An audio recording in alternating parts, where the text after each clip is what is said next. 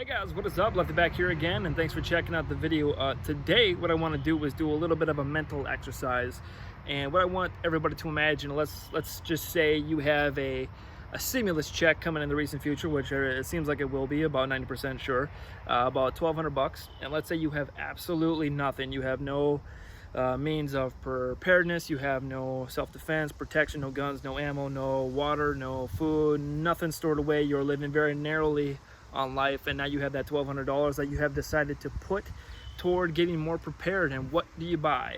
So I want everybody to kind of take the time, maybe even pause the video and kind of think about what they would do in that scenario.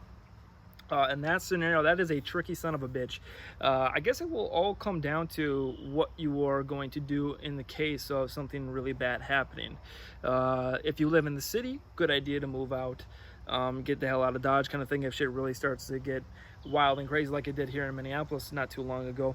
But it's going to depend on what your plan of action is going to be, and that kind of tools and stuff that you're going to buy with that $1,200 is going to dictate that, or at least help you make that decision. So for instance, if you are going to need to book it across the country, you might want to invest in some gas and put it in the trunk kind of thing, and with some food and some water and stuff like that to kind of see it through. So it's just going to kind of depend on what your plan is. My plan, for the most part, is going to be kind of lay low, let shit die down. If it doesn't and escalates, I will move to a different location further up north, more secluded, away from people and stuff like that. So if I had no preparations, only $1,200, God, that is a tricky son of a bitch. I've only thought about it for a little bit. I haven't really planned a whole lot for this scenario, but me personally, I would probably take... Here's the thing, you gather a whole bunch of resources and somebody comes along and steals your shit and you can't defend yourself or anything like that. It really doesn't matter what kind of crap you got, right? Because if it's easily accessible to other people, it's not really, doesn't really make a lot of sense. So I would probably focus on defense first, and plus, it's YouTube. Everybody wants to hear about the gun stuff. So $1,200 cannot buy you a lot, especially if I do not have a lot of resources there.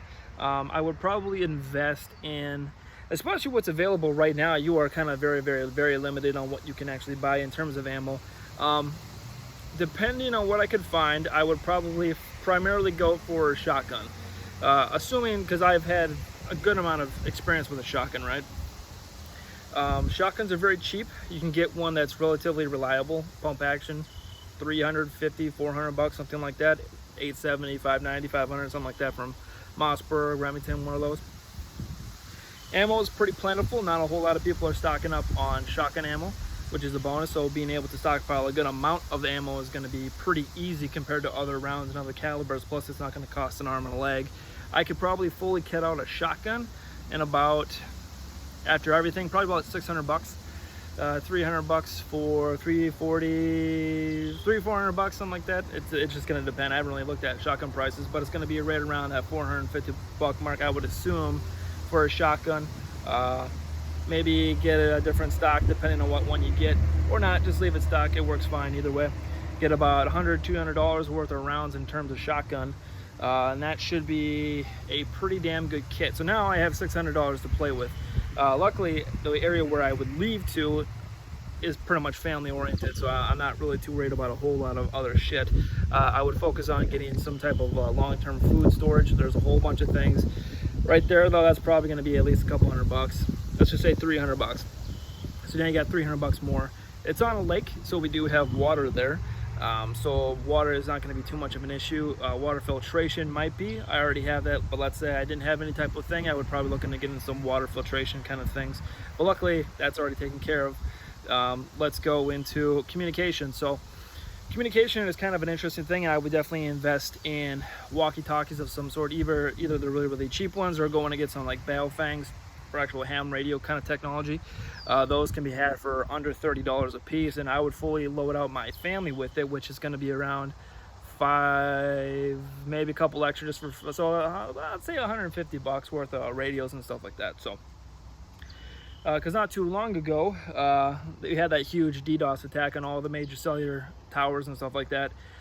Some people could text. I could text. I couldn't call anybody, so that's kind of an issue if you need to talk to distribute a lot of information in a short amount of time and get it to the other person reliably. So communication would be a very high on my list, especially because up there we don't have internet. We only have cell service, so whatever cell internet we have, that's what we got.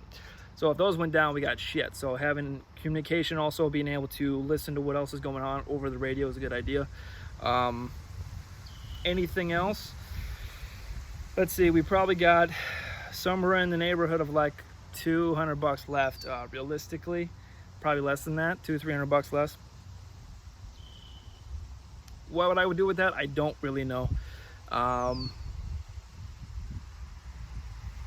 That's a tough one. I'm not really sure what to do with that other money. I would probably have to really look at other stuff, other tertiary things. I would probably go get some more batteries, probably get some more light just in case power goes out. Yeah, it's a tough one, but that's what this kind of video is about, just to get people thinking. Hopefully people can hear it. I would be very, very pissed that fucking wind noise is too loud to hear me. But that's pretty much it. Just a fun little exercise to get people thinking. It gets me thinking and stuff in case I didn't have anything. It's just a good idea to kind of play these games with yourself once in a while. So anyway, thank you guys for watching, and links in the below and all that stuff as before. And yeah, hopefully shit does not get that bad that we have to leave our houses and stuff and go look for better shelter and stuff. But anyway, thank you guys for watching. Be good.